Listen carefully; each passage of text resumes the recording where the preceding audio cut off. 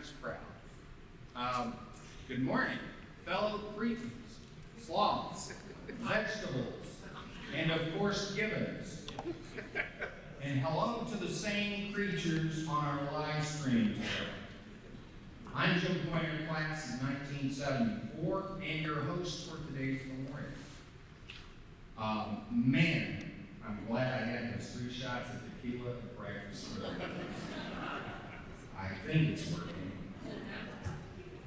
Little reminder here, you may have seen the signs on the door, but if you have a cell phone that's still on, I appreciate it if you turn it off. We don't want to interfere with our wireless mics or our wireless cameras. So please do that. Putting this memorial together became an effort of love and affection that involved several people behind the scenes I'd like to acknowledge today. First and foremost is Bobby Shaw, the school district's construction manager. One of Tom's former students, class of 1998, Bobby actually delayed renovations on this auditorium so that we could be here today. He took Tom's photojournalism class, and his late sister Stephanie took a journalism class and worked on the Roar Earbook. In a very kind email a few days ago, he observed, "Tom holds a very special place in our lives. I know how much Tom meant to everyone at Turner." Next is Sandy Burkhardt, who serves on the front office staff at the school. She became a sort of liaison for us, putting us in touch with the right people to get this event launched. Many thanks to someone who appreciated and remembers Tom's unfailing kindness. Heading up the auditorium's technology and manning the sound, lights, and laptop computer today is Rachel Helms in the back booth there, who, as you will see, will prove to be indispensable and single-handedly has prevented me from getting ulcer. Then there have been the cretins, sloths, vegetables, and gibbons who stepped up to really make this day one to remember. Almost from day one, Andrea Bergeron Paul, class of 87, began sending me a torrent of pictures and pages from the yearbooks and a zillion ideas on what we could add to the program. Andrea, you made a real difference, and I hope you will realize that in the next 45 minutes or so. Finally, Olivia James, class of 2002. She was scheduled to be one of our 8 speakers today after driving 20 hours from Baltimore. Unfortunately, she texted me this morning she had to get her second COVID shot yesterday, and she's suffering a bad reaction to it, so she can't join us. But she used her expertise as a graphics designer to put together the beautiful program. I hope that you all got it and told her. It's a wonderful keepsake that I myself intended for him. Then there was Margot Wheeler-Rye, class of 88, who teamed up with Mike and Bob Graff, classes of 83 and 87, respectively, to produce a priceless artifact of Tom's ring. I won't say more until the big reveal later in the program. Finally, Crystal Hollis, class of 2009, is providing our live stream today through her company Cordial Colors Videography. Her prep has been astounding, and it means so much to so many people in at least 4 states that I know of who couldn't be here today. I hope I didn't leave anyone out, but if I did, tough news. You obviously didn't go to the trouble to bribe me as the aforementioned folks did. People, tequila does not grow on trees. Despite all the wonderful creativity and joint efforts behind today's memorial, I knew going in that ultimately this was a mission doomed to fail. How can you adequately sum up anyone's life in less than an hour, much less the life of someone like Tom? The answer simply is you can't. But today we shall nevertheless sally forth with our hearts on our sleeves in hopes that you all will laugh, maybe cry, but most importantly, remember how incredibly lucky you are to have known Tom. So, To kick off our speaker segment today, Rachel, put that picture of Tom as a young man.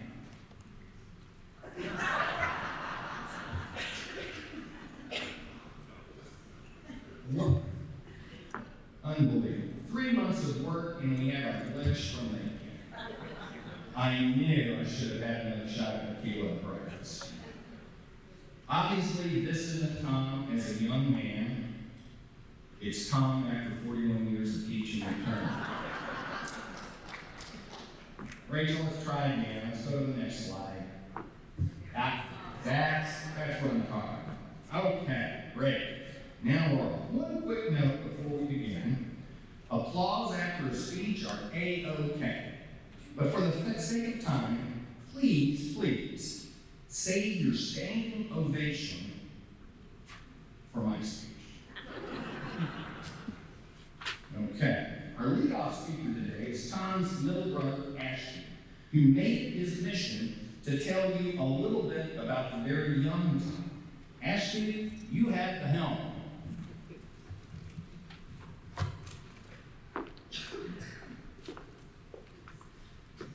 Growing up, there were 3 children of the Tolmans. Tom was the oldest, I'm in the middle, and my younger brother, Fred.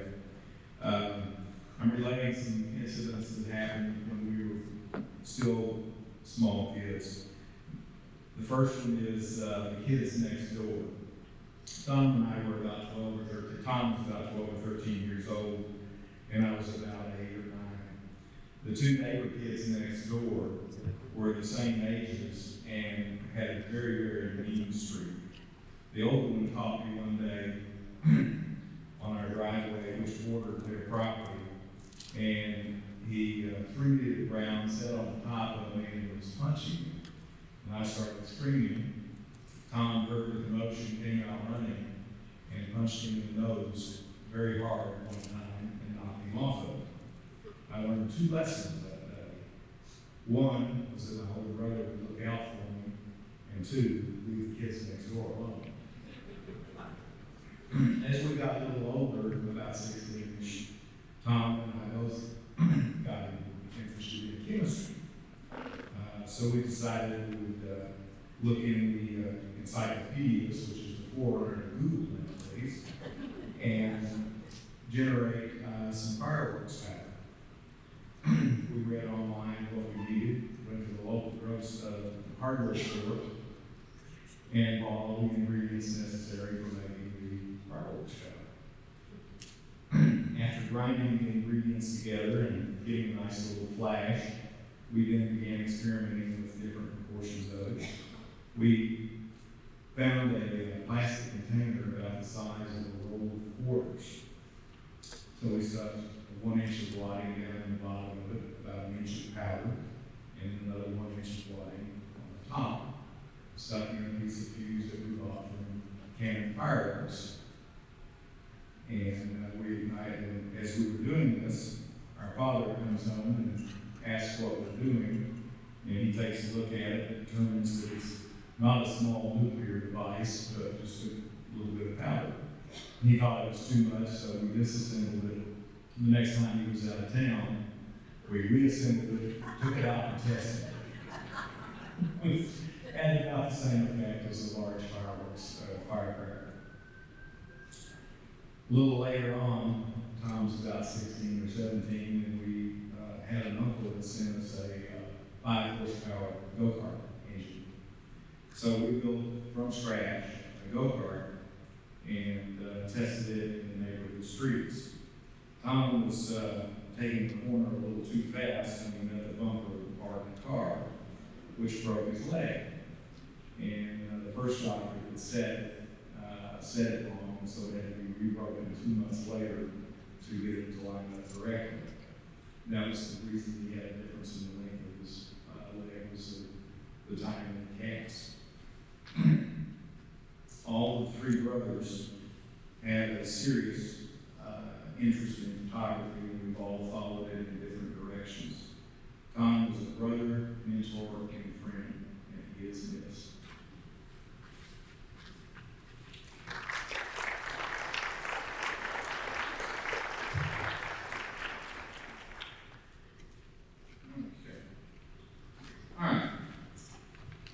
next raconteur is Tom's youngest brother, Fred. He often helped Tom out with the publications by filling in at times as a photographer.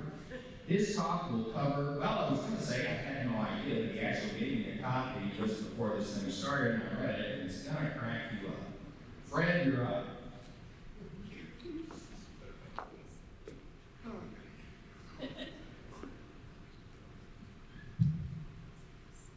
Oh, the stories of our youth, about their youth. I was much more well behaved. I heard a few more stories secondhand. Because what? Tommy was 12 years older, and actually was 7 years older. There's another story about Tommy chasing after you around the yard for the rake. Not a leaf rake with the flexible tines, a nice big garden rake with nice rigid tines. The time Tommy actually had to set to about something, and Dad came on to find a hole in the kitchen wall.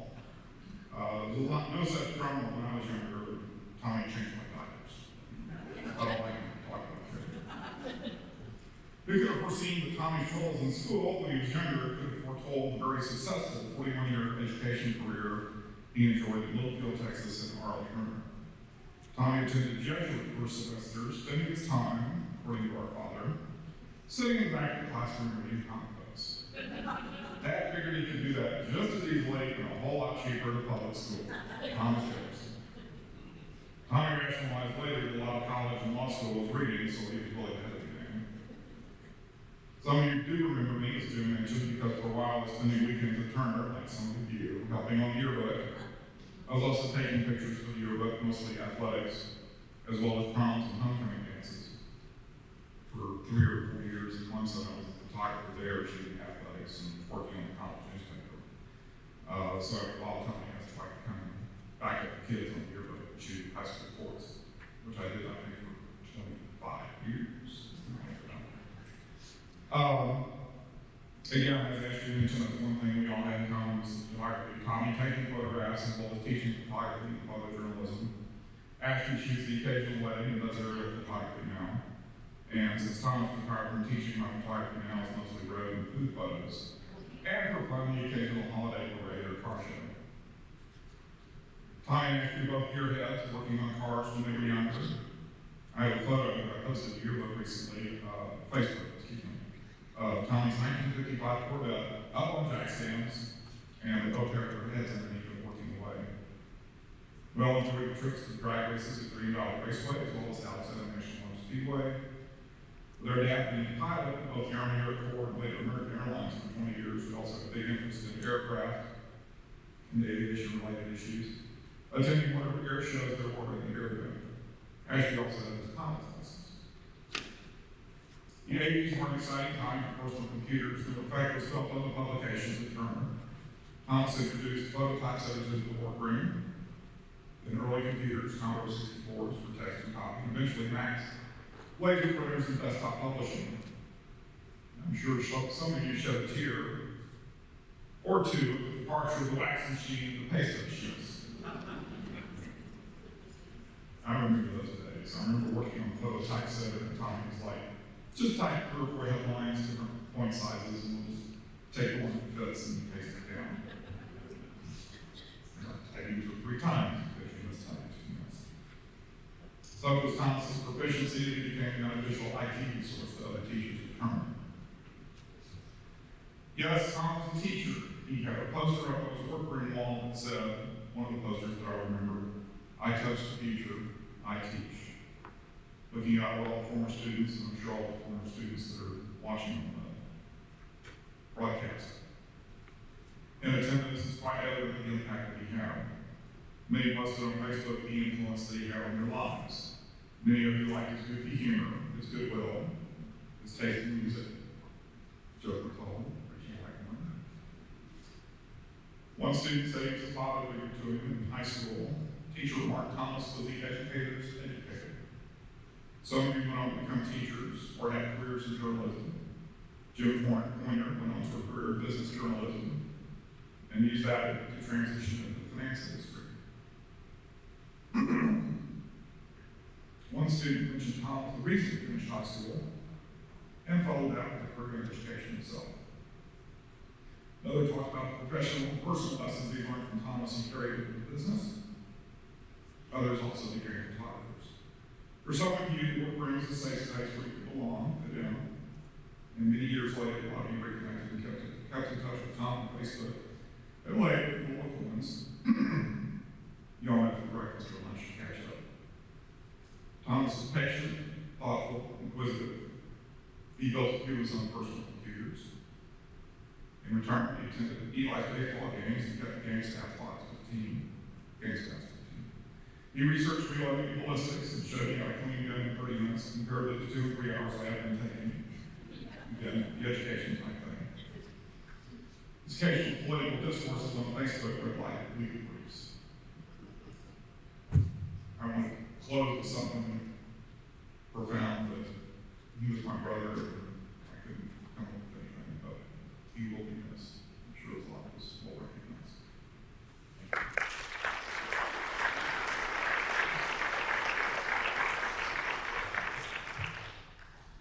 Wrapping up the first section of speakers is a fellow faculty member, Karen Keller Stitzel, who taught Spanish at Turner from 1986 to 1997.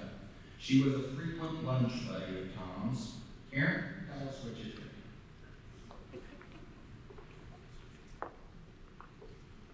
Thank you. I will say I've learned over the last couple of years that Tom loved Mexican food. That's where we always went to lunch. I don't know what to say that hasn't already been said. The description of Tom. Oh, I just got to see the picture. That's awesome. The description of Tom, I think, is in a nutshell exactly what every faculty member would say about Tom. He touched hundreds, if not thousands, of people's lives, especially as colleagues. He was very special, who made everybody feel seen and heard, and like they were the only person in the room. I met Tom in 1986 when I came to Turner as a first-year teacher, and as Jim said, I taught Spanish. Tom, for a long time, was the only man in our department meetings. He frequently referred to us as his harem. Thank you for laughing, because we always laughed when he said it. We chuckled, his special chuckle, and laughed like it was the first time he'd ever made that joke. And you know how teachers are. If you don't know, I'll tell you. We talk shop a lot. In the hall, at lunch, at happy hour, at dinner, everywhere. Even though he might have been bored to tears, you never knew it, with our endless talk of foreign language matters. And he said that he chose us as a department because we were so much fun, which we were. Our department used to go out around payday every month to eat pie, if y'all remember Tiffins. And our only rule at this pie day was no school talk. Well, we struggled with that some, and we did it okay for a long time, but I do remember there were times when we would be language nerds and we would be tossing out phrases and sharing language stories, and Tom absorbed all of that and loved to casually toss out phrases in French or other languages, if you knew them, but French mostly. And he would always do it with a smile and a laugh. Everyday conversations, he would just throw out this French phrase. His favorite was, and I'm going to not pronounce it correctly, so I'm sorry, or de la gueule. That is close. Thank you. And I do think we heard that every day for months. I know Tom spent some time with other departments, but he liked us the best. Science and social studies, I know he spent a lot of time with those people everywhere. But he knew and helped everybody. He had keys to everything. He was up here 15 hours a day, more if there was a deadline for your book or newspaper. He was in the building more than any other person in the district. When school was finished and the kids were gone, or not all the kids, because the ones he was working with were still up in his suite of rooms, he was up there blasting classic rock and some heavy metal, and just working, having a great time. And I cannot remember a year when Tom did not get the perfect attendance award at the faculty meeting in May. And he actually was here, perfect attendance. Some people got perfect attendance awards that, well, let's just say they weren't here all the time, but it didn't count, so they got a perfect attendance award. He was never too busy to lend a helping hand or a sympathetic ear. He walked countless teachers out to their cars after dark. He would chat in the hall with you like he had all the time in the world. He had a warm smile for everybody, and his laugh is still something to kindness.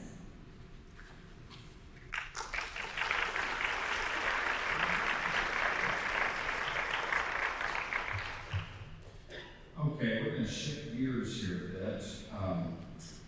We've got speakers. We had 4 speakers, as I told you, Olivia Jennings couldn't be here today, but we have speakers representing every decade except this final decade. That was Olivia's assignment.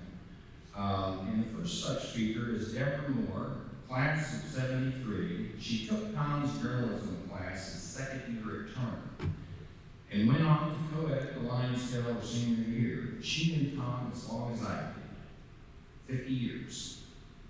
A poet most of her life, she will treat us to a few stanzas she wrote just for today. Deb, come on up.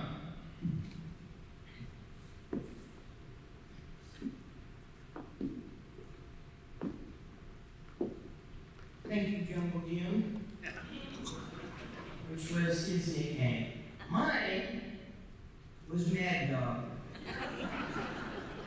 And every time I would get a chance to go visit Tom, he would always ask me, "Do you still have the hat?" And I say yes. And it always made me laugh. When I first entered Tom's class, I looked at him and I thought, oh God, what a straight arrow square. I was rapidly disabused of this nature. When I first showed up at his classroom, I was kind of a hot mess. I was depressed, oppressed, repressed, every kind of S you can probably think of. And I hated myself. Tom saw something in me, and I to this day can't figure out what it is, but he helped me. He helped me get better. He trusted me.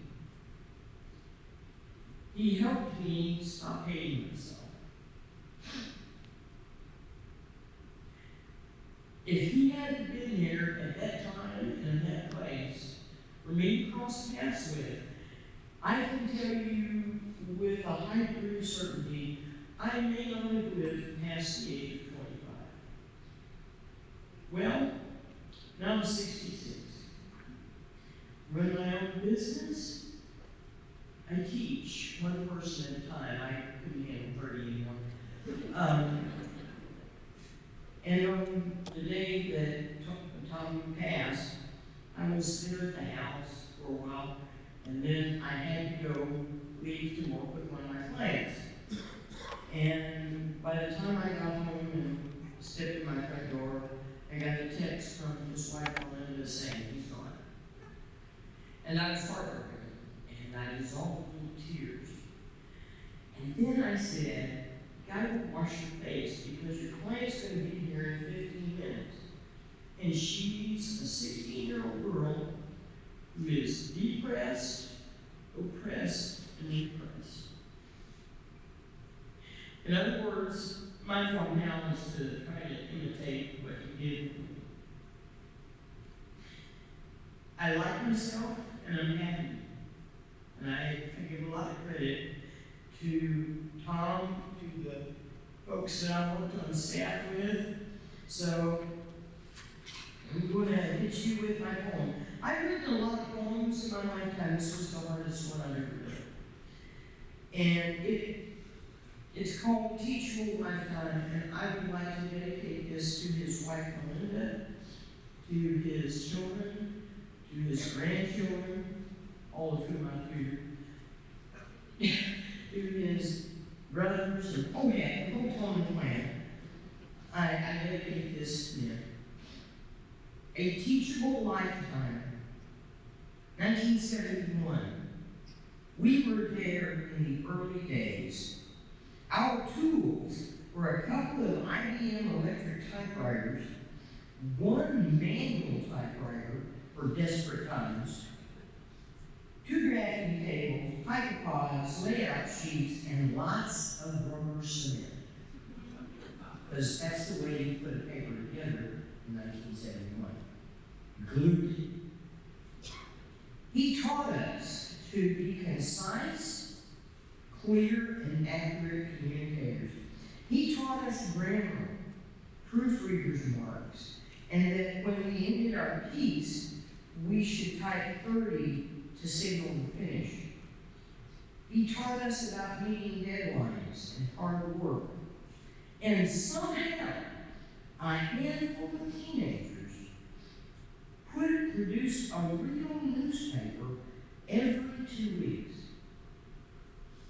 Yet laughter was our soundtrack in the Lion's Tail stateroom. Call it coincidence or instinct, but he pulled together the most brilliant, creative, articulate, dedicated, and hilarious people that was on our campus. We gave each other nicknames as if we were superheroes working for the Daily Planet. And our teacher's name was really too easy. I mean, his initials being TNT, and his personality being so non-explosive. Then there was Jungle Jim, TG, who was my co-editor, and she didn't need more nickname because if she gave you the evil eye, you knew who it was. Hackenbush, Julius Budamus, the Phantom, the Screaming Nemo, Officer Tobster, Wabuff, and so on. We were a team, we were a society of eccentrics, and eventually a family. 5 decades later, these memories still slip in my mind. I smile and I say out loud, thank you, TNT, for all you gave. Thomas Tolman taught us the skills we needed. He opened our eyes, urged us to grow. Frankly, he brought out a lot of my inner weirdo.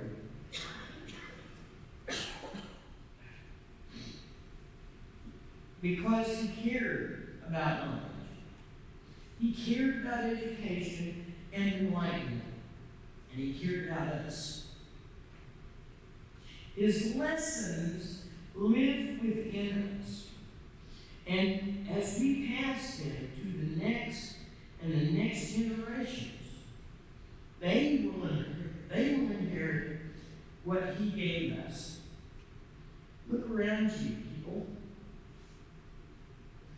We are his legacy. Thank you for listening.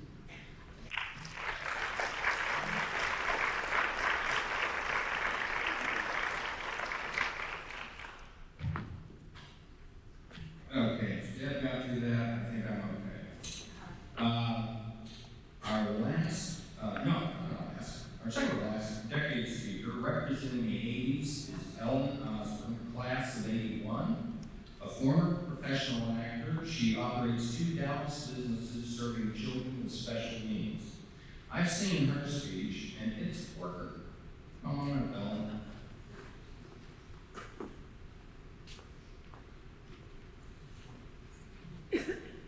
I met Mr. Tolman in my sophomore year.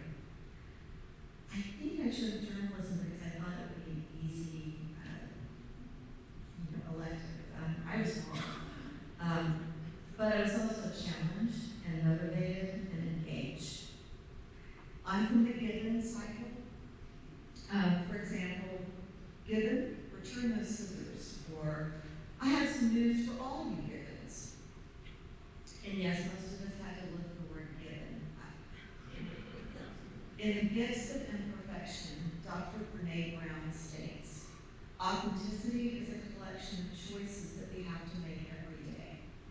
It's about the choice to show up and be real, the choice to be honest, the choice to let our true selves be seen. Mr. Tolman was authentic. He was present, he was engaged, he was funny, sometimes caustic, and he was kind. I can remember staying up late at school the night before the paper had to go to the printer. I remember talking and laughing and the smell of the typesetter and the heat that radiated off the fax machine, and learning how to cut and measure and place the text columns and photographs, and every line had to be precise, and he just was there through it all. He would dive in when he was needed. He also knew when to step back. Occasionally, he would leave us on our own for a while. He probably just went to the teacher's lounge for a bit, but he gave us this trust and that sense of autonomy. And as we worked in adjoining rooms in the lion's tail of the war, brightly lit against the dark outdoors with yet another pristine cassette recording, because you know, you would take the album, play it once to record it, and then you would always listen to it on cassette. Say what you will about Facebook, but that's how we reconnected maybe 10 or more years ago. We commented on each other's posts and exchanged private messages from time to time. I'm a lifelong insomniac, and I learned that he was up late often as well. And sometimes we would just notice the other person was up and say hey, whatever. One of those late nights, I took time to tell him what an influence he had on me back then, and thank him for treating me like someone that was worth listening to. And I think that is one of the gifts that he gave anyone he was listening to, that presence, that you had something important to say, that we were important. Over the past few years, I also observed him standing up to bullies on his own Facebook page and never losing control. He was patient and firm, with an unwavering commitment to facts, and firmly kind in the face of adversity. And I thank him for that. I thank him for the example. And that night, I also thanked him for the music. I thanked him for the music, and I ended that message with the same quote I will end with today. Aquilon, my friend, don't you start way uneasy. The world saw, you see it's only me.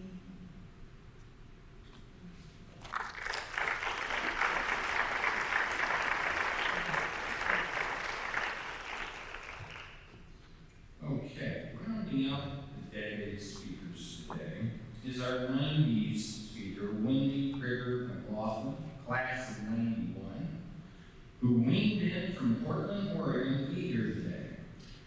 A longtime professional chef and caterer, her talk should be appetizing. Wendy, take it away.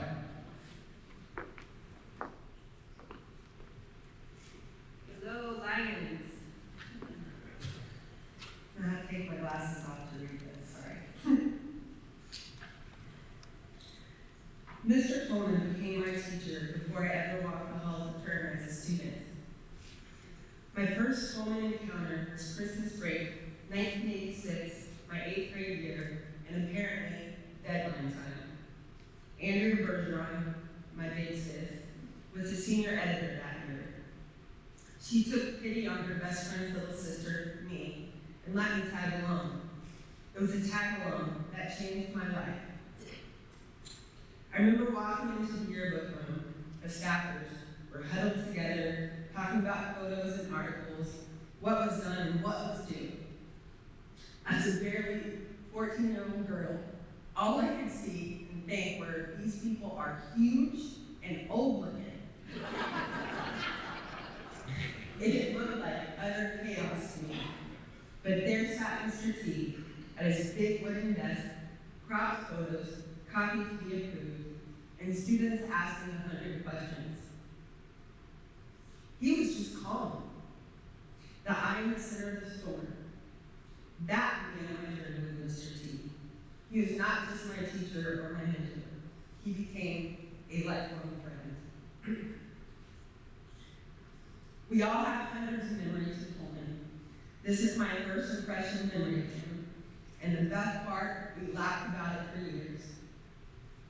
You couldn't love or know Coleman without embracing your own inner nerdiness.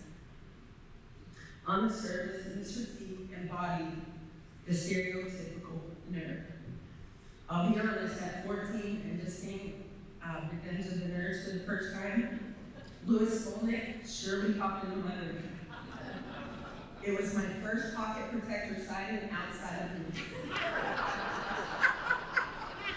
What you soon learned was that not to let the outer appearances fool you. Coleman was a ninja. Some words from a dear friend and fellow staffer, Ken Tyson Gregory. He taught us an invaluable tool that still helps me to this day. He taught us to be creative, think on our own, manage our projects and deadlines, how to collaborate and to work as a team. He was always there, every step, everywhere. As a teacher, mentor, and as a friend. We were all equal when we walked into his classroom. We learned as a group. He always ensured that everyone had a voice. In our somewhat awkward years of high school, being heard and being equal made a difference. Please, for a moment, close your eyes and picture your version of Mr. T. This is what I see and will always remember. Floppy brown hair swept to the right, big black glasses, a button-down shirt, usually short sleeve, a pocket protector in all its glory, baggy polyester pants, worn a bit high on the waist, his keychain slapping against his thigh, and a slightly skewed shuffle as he walked down the hallways, unlocking and opening doors for others so that they may complete their dreams. Thank you.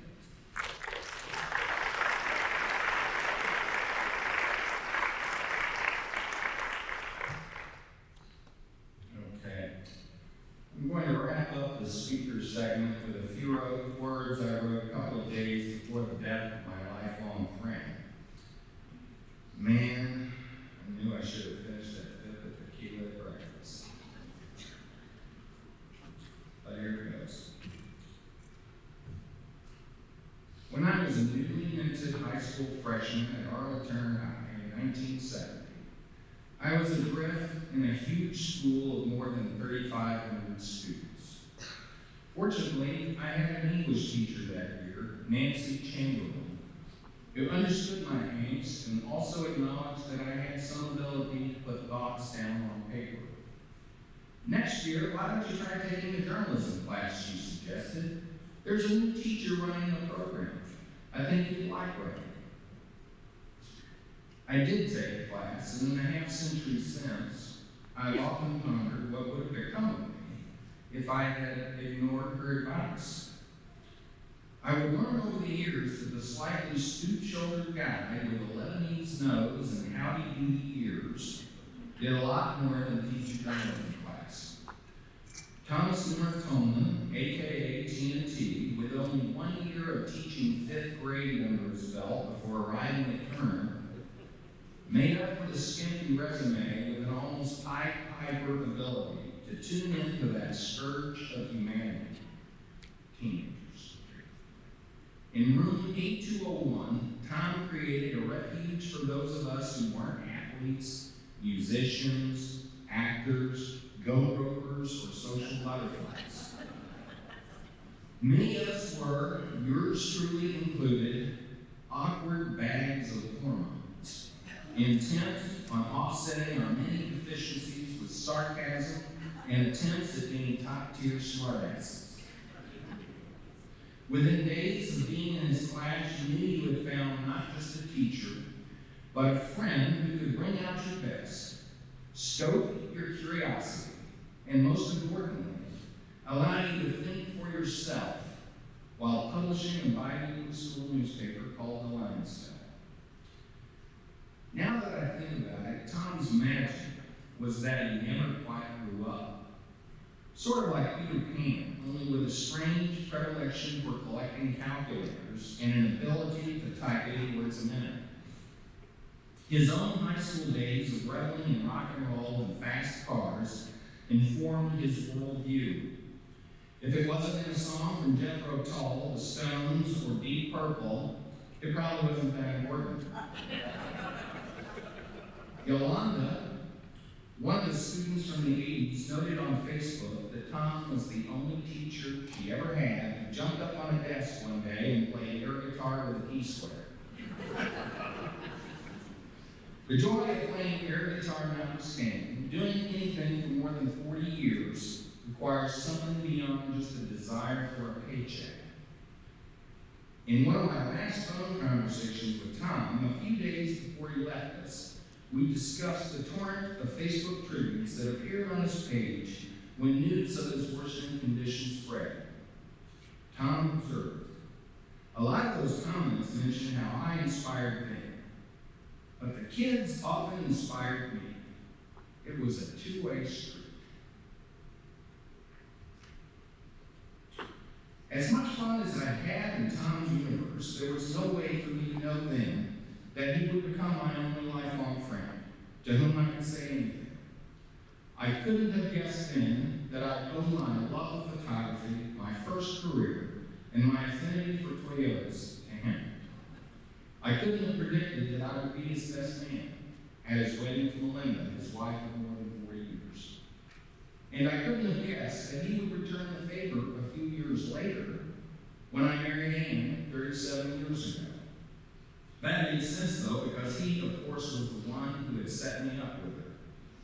Anne was a theater teacher at Turner in the early 80s and was the only other faculty member crazy enough to spend as many hours at the school as he did. They were big buds. Tom and I certainly didn't see each other as often as I would have liked in the past 10 years, but our phone calls had a remarkable continuity, as if we'd just seen each other the day before. The advent of Facebook added another dimension to my relationship with Tom and afforded Tom the chance to write himself on politics or anything else. His writing revealed an acute analytical ability and plain old common sense you couldn't help but admire. Despite my close friendship with Tom and the fact that perhaps his most prominent trait was his kind optimism, I have pretty much remained a curmudgeon. I think I just heard him say amen. Back in those Lions Tail days, I engaged in spirited debates with my fellow staffers about music, movies, and the mores of the day. And more often than not, I disagreed with them, typically hearing the rejoinder, "God, Winter, you don't like anything." Tom picked up on that. And over the years, when I'd set off on a rant about politics or the economy or anything else, he delighted in jabbing me with that refrain. "God, Winter, you don't like anything." Maybe he was right. After all, I didn't like him. I love him. Thank you.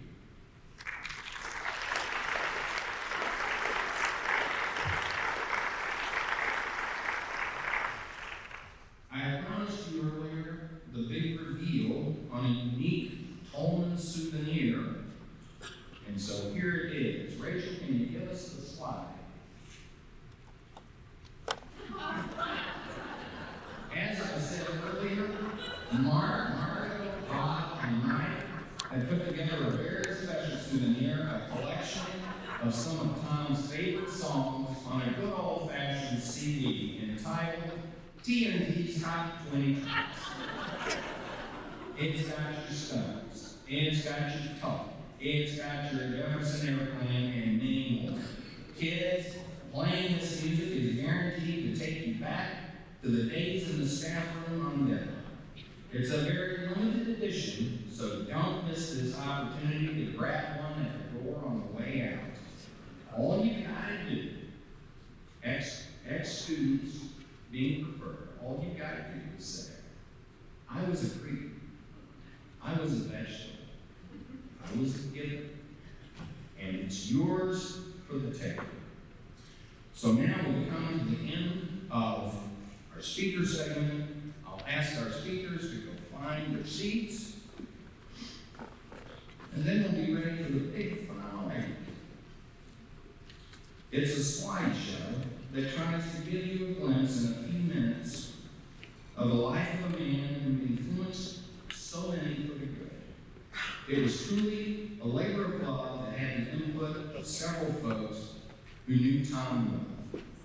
Please enjoy our little magical mystery tour. Rachel?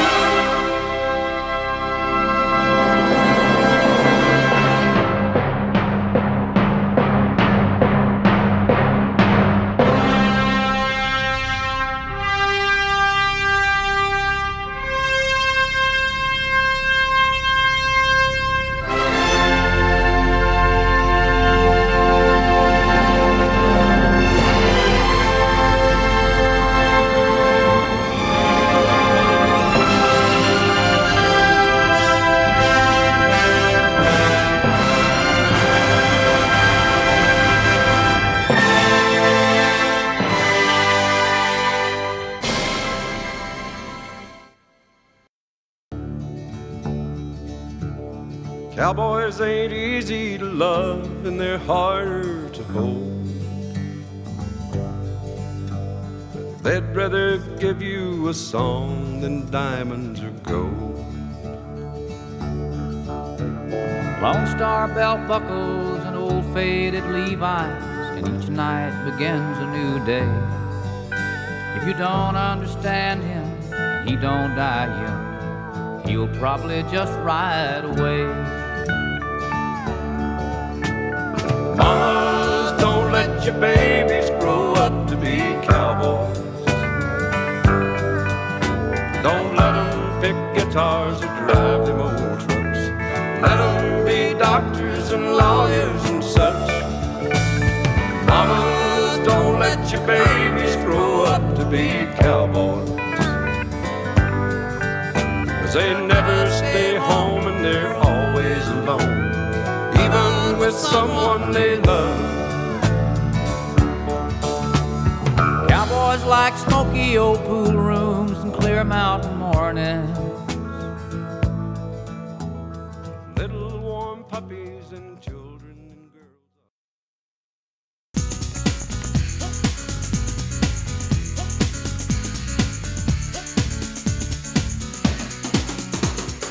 I'm too sexy for my shirt, too sexy for my shirt, so sexy it hurts.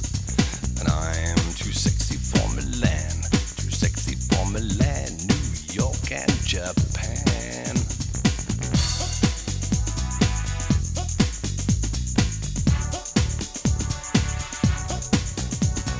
And I'm too sexy for your party, too sexy for your party.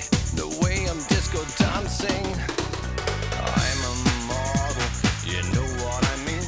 And I do my little turn on the catwalk, yeah, on the catwalk, on the catwalk, yeah, I do my little turn on the catwalk.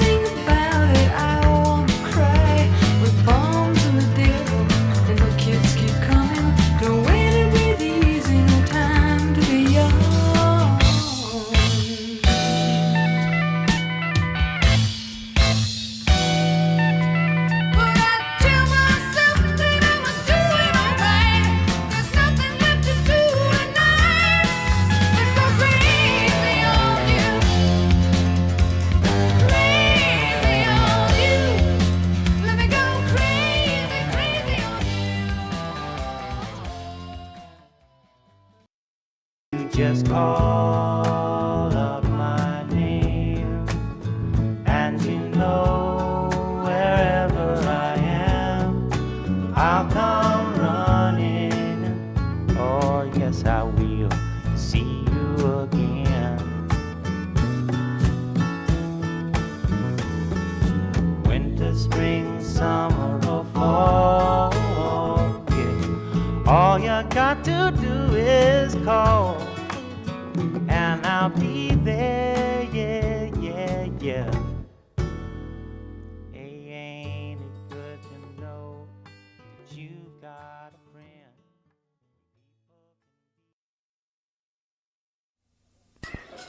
Ooh, I better, oh, I'm way too close. That nose just fills up the viewfinder. Zooming in for a really tight shot here. Nick, Is it on? No, absolutely not. It is too. Turkey. That red light on the front is kind of a giveaway, Jim. It's recording when it's flashing, right? Yeah. Yeah, that's what I thought. Turkey.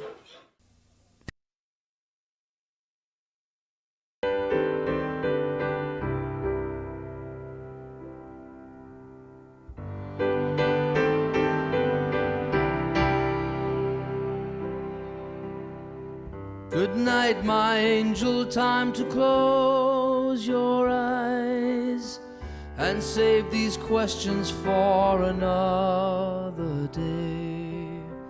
I think I know what you've been asking me. I think you know what I've been trying to say.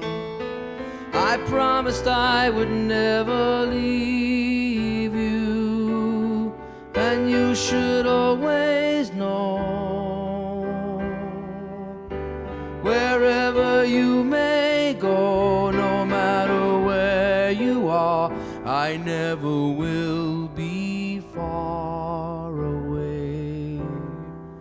Good night, my angel, now it's time to sleep, and still so many things I want.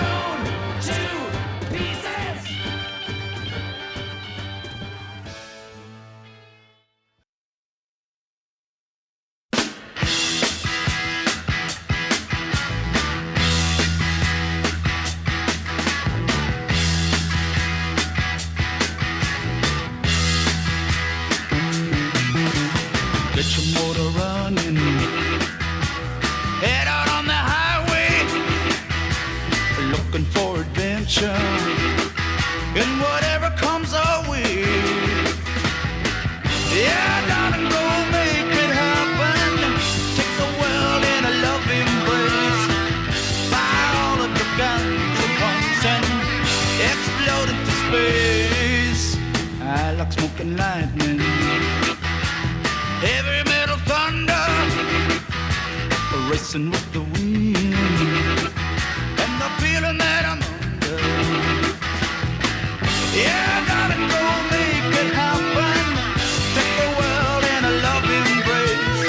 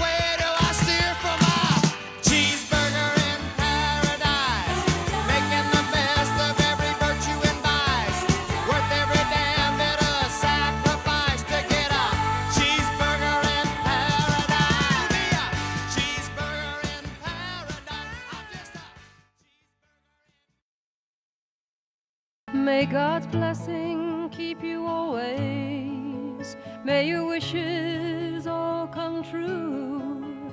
May you always do for others and let others do for you. May you build a ladder to the stars and climb on every rung. May you stay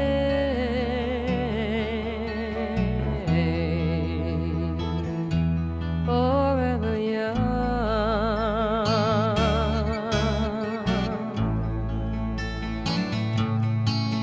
May you grow up to be righteous. May you grow up to be true. May you always know the truth and see the light surrounding you. May you always be courageous, stand upright and be strong, and may you stay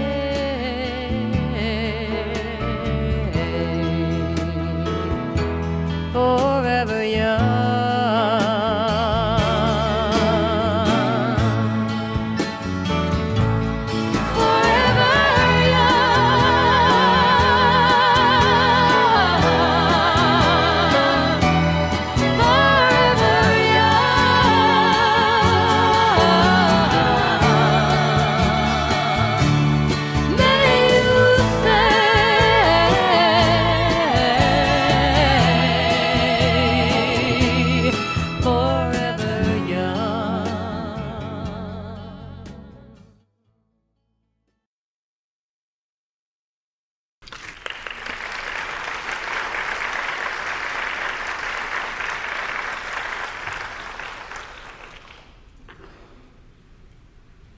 So we come to the end of today's program. I hope you think that was a fitting tribute to a great teacher and friend to so many.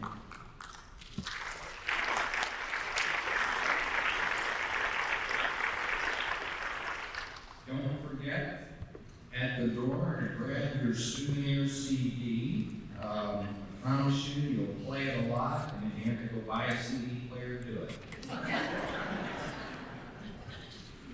I want to remind some of you that at 1 p.m., I'm hosting a lunch at the Oak Phoenix on Forest Lane. For those of you who would like to join us, I've got about 10 or 12, I think, that have said they're coming, so please join us if you're interested. After 28 years in New Jersey, I still suffer from Tex-Mex withdrawal symptoms, and I can't wait to get some relief. But before that, let's sit here for just a few more minutes in quiet reflection as Rachel plays us out with a song Tom requested. It's called Where Do We Go From Here by Blackmore's Night. Thank you for coming.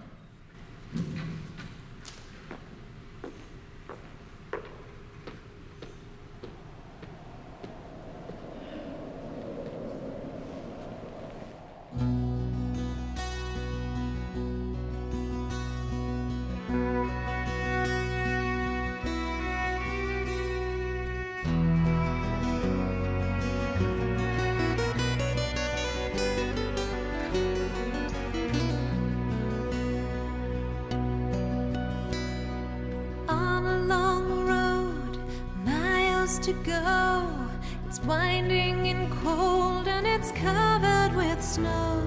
But I ask you what we all want to know. Where are we going from here? Lines on my face, lines on my hands lead to a future I don't understand. Some things don't go as they're planned. Where are we going from here? Tracing the trails through the mirrors of time, spinning in circles with riddles in mind. We lose our way, trying to find, searching to find our way home. Trying to find our way home.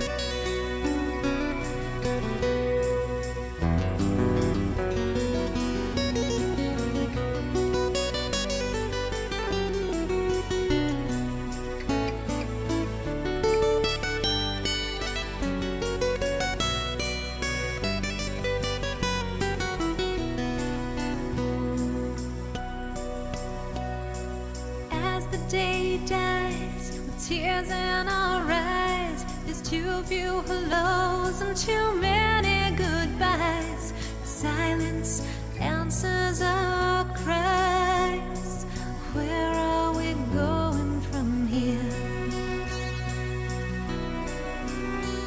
We're all on this road, miles to go. Pray